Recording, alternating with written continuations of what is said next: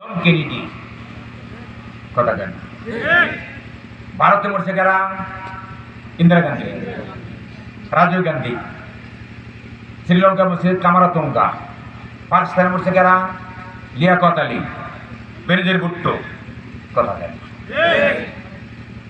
আরো পৃথিবীর আমি অনেক নাম বলতে পারি। এদের একজনের পরিবর্তন, এই ক্ষমতার পরিবর্তন কি? ফেরাউন একা, তার বউ মরছিল। ফেরাউন কি তার বউ নিয়ে দৌড়িয়ে গেছিল মুসার মারণ নিয়ে? এক ফেরাউনরে মারছে, তার বউ পুরাহানে একটার আল্লাহ মারে নাই। কথা বলল মুজিব রে মারছে কি? আমি কম না, তা তোমার ফাঁকি ছিল দেখে। এখন আসেন তার কন্যার কথা। এক শেখ হাসিনার পতন করলেই যথেষ্ট ছিল, ঠিকই না? তার পতনে কি হয়েছে? 350 মন্ত্রী পরিষদ, এমপি যারা এমপি মন্ত্রী, বিচার বিভাগ, ব্যাংক, ব্যাংকের কর্মকর্তা, স্পিকার, জাতীয় মসজিদের ইমাম, কি পরিমাণ জুলুম করছে আর কি পরিমাণ ধুইয়া দিছে।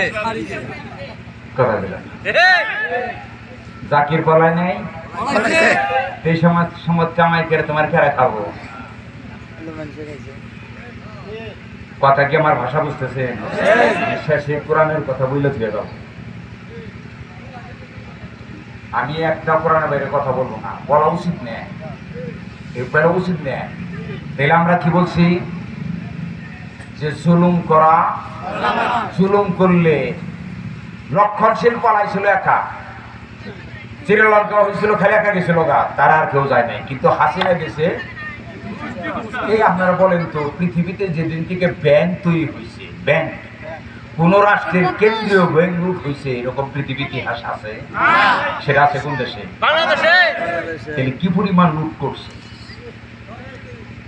ঠিক না? হাসিনার কিন্তু ফাঁসি হবো।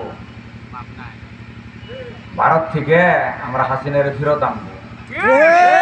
এই আইন হাসিনাই করে গেছে। ভারতের সাথে আমাদের বন্দি বিনিময় চুক্তি আছে। খালি আন্তর্জাতিক ট্রাইব্যুনাল যদি বলে হাসিনাকে হাজির করতে হবে, আমরা ভারতের কাছে চাবো। ভারত যদি দিতে গড়িমসি করে, আমরা 7 সিস্টার স্বাধীন করে দিই।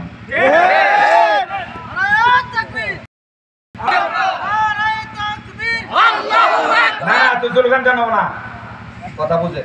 এই যে এটা মনে করে দিলেন, কোরআন ইদা কুরিয়াল কুরআন ফাসতামিউ লাহু ওয়ানসিতু লাআল্লাকুম তুরহামুন। এর অর্থ কি? তোমাদের কাছে যখন কোরআন উপস্থাপন করা হয় তখন তোমরা মনোযোগ দিয়ে কি শোনো, আর চুপ থাকো যাতে শোনাটা কার্যকরী হয়। আজকে বক্তার মঞ্চটাই বেশি কোদাকুদি। আমার এনেও যে ভাই বলছে তুই দেন না, আসলে কোদাকুদি উচিত নেই। সবচাইতে ঠান্ডা মাথায় কোরআন মানব জাতির কাছে উপস্থাপন করা উচিত। আর জনগণকে চুপচাপ থেকে ঠান্ডা মাথায় কোরআন কি বোঝা উচিত। বোঝার পরে আপনি কি মানতে পারবে। আমার কথা এখানেই পর্যন্ত সেটা সিরাতের উপরে কোরআন কি বলছে আমি সেই ব্যাপারে কথা বলবো। বলতে গিয়ে কোরআনের গুরুত্বের কথা বললেই আমি আমার আলোচনা শেষ করব।